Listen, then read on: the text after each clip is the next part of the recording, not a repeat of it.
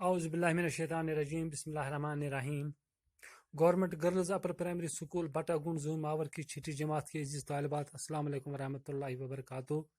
آج تاریخ ہے 20 ستمبر 2020 عیسوی، دن ہے اتوار کا۔ ہمارا مضمون اردو اور موضوع ہے صحت اور صفائی۔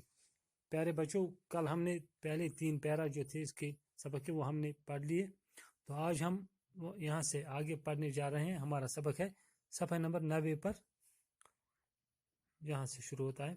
ہوا اور پانی کے بعد سب سے ضروری چیز غذا ہے۔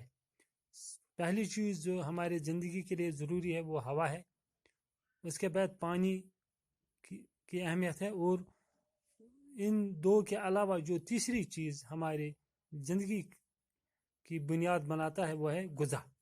ہماری صحت کا انحصار غذا کے درست انتخاب پر ہے۔ ہماری صحت کیسی ہو اس کا دار و مدار ہمارے کھانے کی غذا پر ہوتا ہے، لہذا غذا کا انتخاب ایسا ہونا چاہیے جو پورے جسم کی نشو و نما کے لیے مفید ہو اور ہمیں تندرست رکھے۔ اس لیے ہمیں جب غذا کا انتخاب کرنا ہے کہ ہمیں کیا کیا کھانا ہے، اس میں ہمیں اس بات کا خیال رکھنا چاہیے کہ غذا ایسا ہونا چاہیے، مفید غذا جو پورے جسم کے نشو و نما کے لیے اہمیت رکھتا ہو۔ قدرت نے دنیا کے مختلف خطوں میں مختلف غذائی اجناس کی پیداوار کی سبیل رکھی ہے۔ مقامی پیداوار سے حاصل ہونے والی غذائی اشیاء، موسمی پھل اور سبزیاں وغیرہ صحت مند انسان کی توانائی برقرار رکھنے کے لیے مفید ثابت ہوتی ہے۔ مختلف خطے جو دنیا کے، وہاں پر مختلف قسم کے اجناس پیدا ہوتے ہیں، اور یہ مختلف قسم کے اجناس جو ہیں ہمارے لیے مفید ہیں۔ اچھی غذا وہی ہے جو ہلکی، سادہ، قوت بخش اور تازہ ہو، یعنی وہی غذا ہمیں کھانی چاہیے جو ہلکی ہو، سادہ ہو، جس میں پھل بھی ہو، جس میں ترکاریاں بھی ہو، جس میں دودھ وغیرہ بھی ہو۔ وہی غذا قوت بخش بھی ہوتا ہے اور تازہ بھی ہوتا ہے۔ غذا کے انتخابات میں اس بات کا بھی خیال رکھنا چاہیے کہ جسم کے نشو و نما کے لیے ضروری اجزاء مثلاً پروٹین، حیاتین، نشاستہ، شکر، چکنائی اور نمک وغیرہ اس میں موجود ہوں۔ یعنی یہ جو ہمارا غذا ہے یہ بالکل ہونا چاہیے جس میں یہ تمام اجزاء جو ہمارے جسم کے لیے، جو ہمارے جسم کے کو بڑھانے میں، ہمارے جسم کو بیماریوں سے بچانے میں، اور ہمارے جسم کے کو بنانے میں، ہڈیاں وغیرہ گوشت بنانے میں جو چیزیں اہم رول ادا کرتی ہیں، یہ اس غذا میں موجود ہونی چاہیے۔ کھانے کے اوقات مقرر ہونی چاہیے۔ تو چوتھی بات جو ہے، جو ہم کھاتے ہیں بار بار نہیں کھانا چاہیے، بلکہ مقرر اوقات پر ہمیں کھانا چاہیے۔ وقت بے وقت کھاتے رہنا ہاضمے کو کمزور کرتا ہے۔ اگر ہم دن بھر کھاتے رہیں یا مختلف اوقات میں کھاتے رہیں تو اسے ہمارے نظام ہاضمہ جو ہوتا ہے وہ کمزور پڑ جاتا ہے۔ اسی طرح سے ہضم کیا ہوا کھانا جزو بدن بنتا ہے۔ جو غذا ہم کھاتے ہیں اور اسی طرح ہضم ہو جائے وہ ہماری صحت کے لیے انتہائی مفید ہوتا ہے، وہ ہمارے صحت کو بنانے میں اہم رول ادا کرتا ہے۔ ضرورت سے زیادہ غذائیت والی خوراک اور تلی ہوئی چیزوں سے طرح طرح کی بیماریاں پیدا ہو سکتی ہیں۔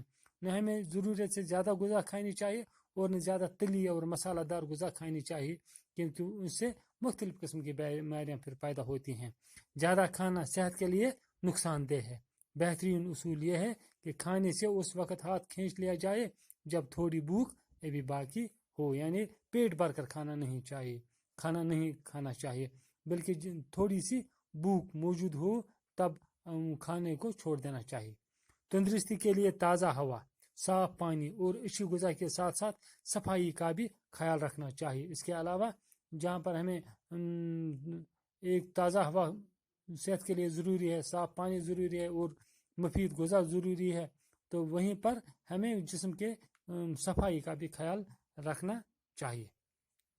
گندگی سے طرح طرح کے جراثیم پیدا ہوتے ہیں۔ مکھیوں اور مچھروں کو تو ہم سب دیکھتے ہیں اور یہ بھی جانتے ہیں کہ جہاں زیادہ گندگی ہوتی ہے وہیں یہ زیادہ پیدا ہوتے ہیں، لیکن لاکھوں جراثیم ایسے ہوتے ہیں جنہیں ہم اپنی آنکھوں سے نہیں دیکھ سکتے ہیں۔ یعنی جہاں گندگی ہوتی ہے وہیں پر کیڑے مکوڑے اور جراثیم بھی پیدا ہوتے ہیں۔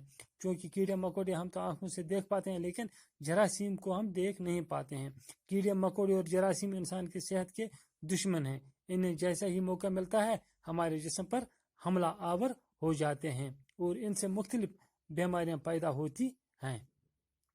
بیماریوں سے محفوظ رہنے کے لیے لباس، بستر، گھر اور آس پاس کی صفائی کے ساتھ ساتھ جسم کی صفائی بھی ضروری ہے. یعنی ہر کوئی چیز، جن برتنوں میں ہم کھاتے ہیں وہ صاف ہونی چاہیے، جس گھر میں ہم رہتے ہیں وہ صاف ہونا چاہیے، جس ماحول میں ہم رہتے ہیں وہ صاف ہونا چاہیے، اور اپنا جسم اور کپڑے جو ہم لگاتے ہیں یہ بھی صاف ہونے چاہیے.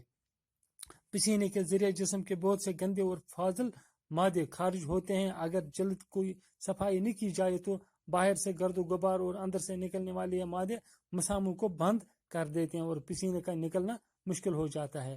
مختلف جو چیزیں ہمارے جسم کے اندر فاضل چیزیں ہوتے ہیں وہ ان مساموں کے ذریعے پسینہ آنے کے وقت خارج ہوتے ہیں. اگر یہ مسامے یہ بند ہو جائیں تو یہ سب فاضل چیزیں اندر ہی بند ہو جاتی ہیں. بدن پر میل جمع ہے، اس سے جسم پر پھوڑے پھنسیاں نکلنے لگتی ہیں اور خارج ہو جاتی ہے. تندرستی محض تن کی تندرستی کا نام نہیں ہے. مشہور ہے کہ صحت مند دماغ صحت مند جسم میں پرورش پاتا ہے. یعنی جب انسان کا جسم صحت مند ہو تب اس کا دماغ بھی صحت مند ہوگا. اس کے ساتھ ہی یہ بات بھی یاد رکھنے کی ہے کہ صحت مند معاشرے کا دار و مدار صحت مند افراد پر ہے. جب یہاں کے بسنے والے صحت مند ہوں تب تو یہ پورا معاشرہ بھی صحت مند ہو سکتا ہے. پیارے بچوں، یہاں پر کچھ نئے الفاظ آج ہم نے لکھے ہیں، پڑھے ہیں، جو ان میں نے یہ چند نکال کے رکھے ہیں آپ کے لیے. انتخاب معنی منتخب کرنا یا چننا، نشو و نما معنی پھلنا پھولنا، مفید معنی فائدہ مند، سبیل معنی انتظام، اوقات وقت کی جمع، جزو بدن بدن کے لیے مفید، فاضل مادے غیر ضروری مادے، اخراج خارج ہونا یا نکلنا، مسام جسم کے وہ سوراخ جن سے پسینے نکلتے ہیں. تو ضد اجداد میں مفید اس کا آئے گا نقصان دہ، جنس اجناس یہ یہاں پر ضد اجداد میں نہیں بلکہ یہ واحد جمع ہے. جنس کا اجناس آتا ہے، یہاں پر یہ لکھنا ہے ہمیں جنس، اس کا جمع آئے گا اجناس،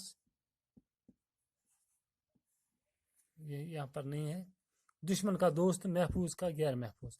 واحد جمع کا ہے وقت کا اوقات، جز کا اجزا، جرثومہ کا جراثیم، جنس کا اجناس. تو پیارے بچوں، ان تمام جو الفاظ میں نے یہاں پر درج کیے ان کو بھی اپنی کاپی پر قلم بند کر کے ان کی مشق کرنا.